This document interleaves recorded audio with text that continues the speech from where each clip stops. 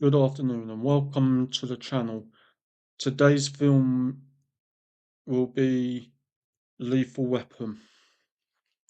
Now, Lethal Weapon is the 1987 hit film starring both Mel Gibson and Danny Glover in the lead roles as a kind of good cop, bad cop scenario. The good cop, Danny Glover's cop, is soon to retire. The bad cop, if you will, that being Mel Gibson's character, is a one-time suicidal nutcase, as it is claimed by someone within the force. This film is great for several reasons, and we will consider them right away, right here and now.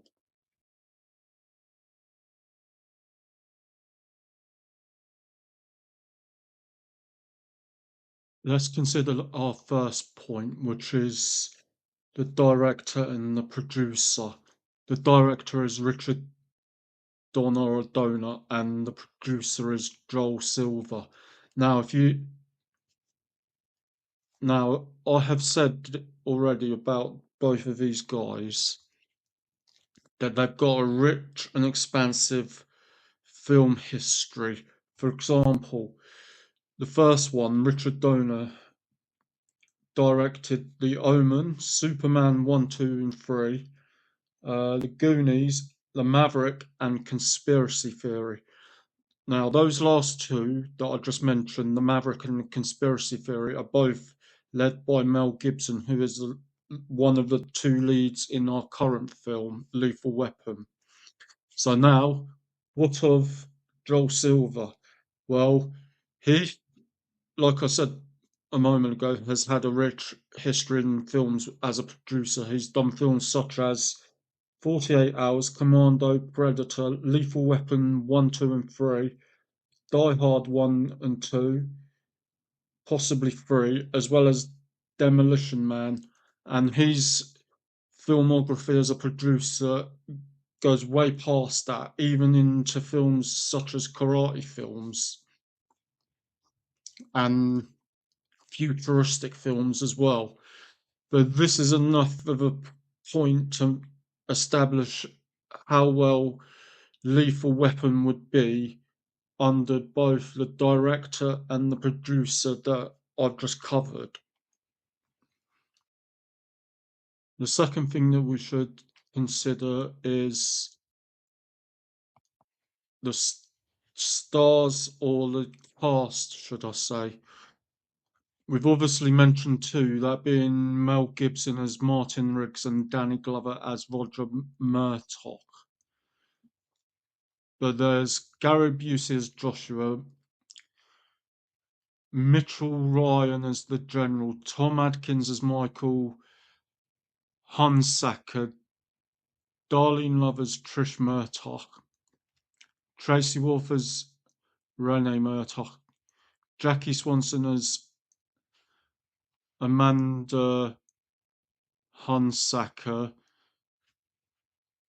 Damon Hines as Nick Murtaugh, Ebony Smith as Carrie Murtaugh, Bill Palmanson as a beat cop.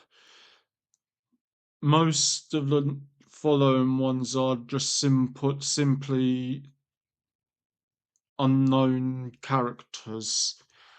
Then you have Mary Ellen Trainor as a psychologist, Steve Kahn as Captain Ed Murphy,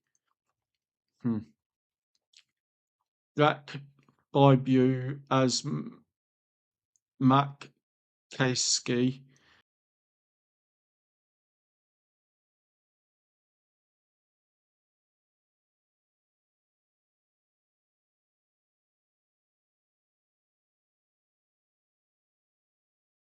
for the musical score, it was composed by the English composer Michael Kamen alongside Eric Clapton for most of the songs, as I would believe.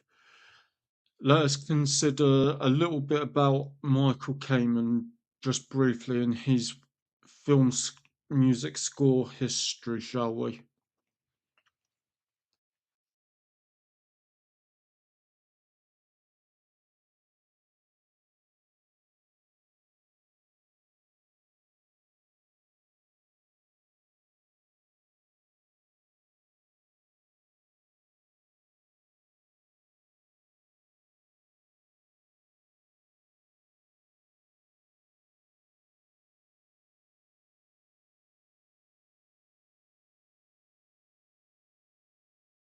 So he's worked on the following films: Die Hard, and obviously this franchise, Terry Gilliam's films Brazil, The Adventures of Baron Munchausen, Highlander, Robin Hood, Prince of Thieves, Don Juan DeMarco, What Dreams May Come, The Iron Giant, X-Men,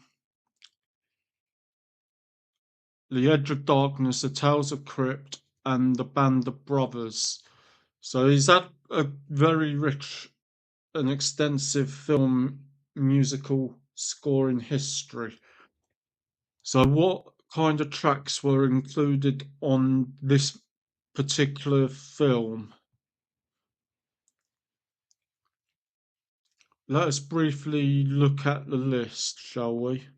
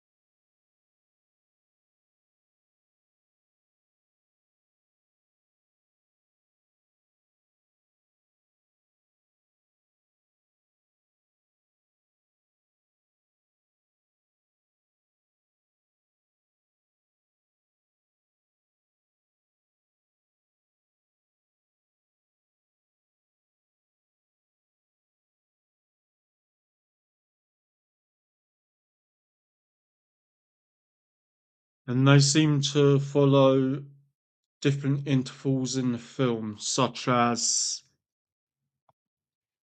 Amanda, Meet Martin Riggs, Roger, Coke Dill, Mr. Joshua, They've Got My Daughter, The Desert, Nightclub, The Weapon, theme from Lethal Weapon. There was a limited edition in 2002 with different several additional tracks like Suicide Attempt, The Jumper, Rod and Riggs confrontation. We're getting too old for this.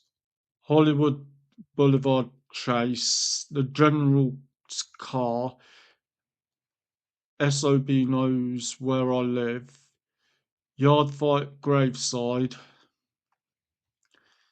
So that basically is the track listing for the film in question. And as you watch the film and listen to the tracks, they are very apt. Let's now come to a fourth point, and this may be the last point to mention here, and that is the box office, the budget, and the income. The budget was 15 million, and the income from all the theatres, all the films, and all of that kind of thing is 120.2 mil. Let's briefly look at a few interesting facts about this to see if we can get a picture of how it all divided up, shall we?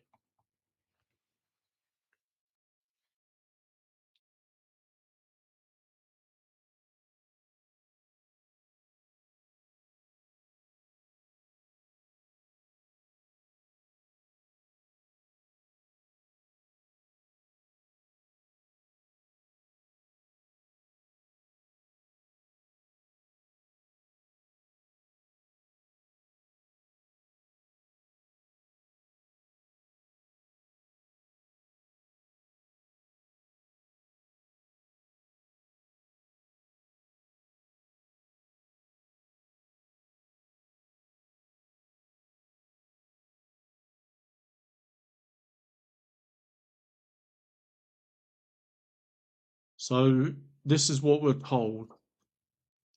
Lethal Weapon was released in the United States and Canada on March the 6th, 1987.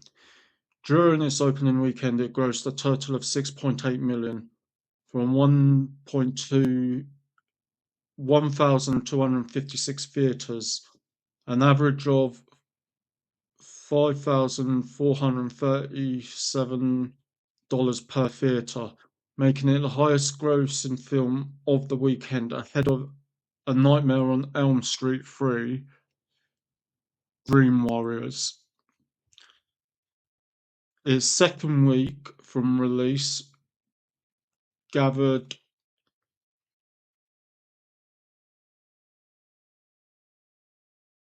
6.7.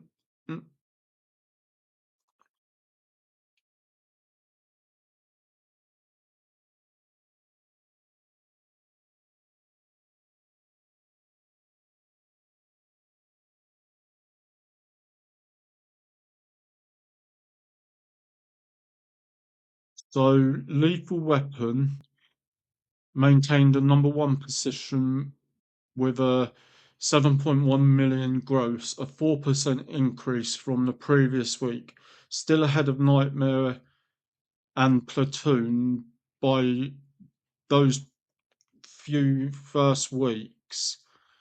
It remained in number one in its third weekend with an income of 6.3 million, ahead of Burglar and Platoon. It only fell to number two in the fourth weekend with a grossing of 5 million, ahead of the debut of Blind Date. So it spent 13 weeks amongst the top 10 highest grossing films. In total, it grossed 65.2 million in the United States and Canada, making it the eighth highest grossing film of 1987. Outside of the United States and Canada, Lethal Weapon, estimated to have earned a further 55 million.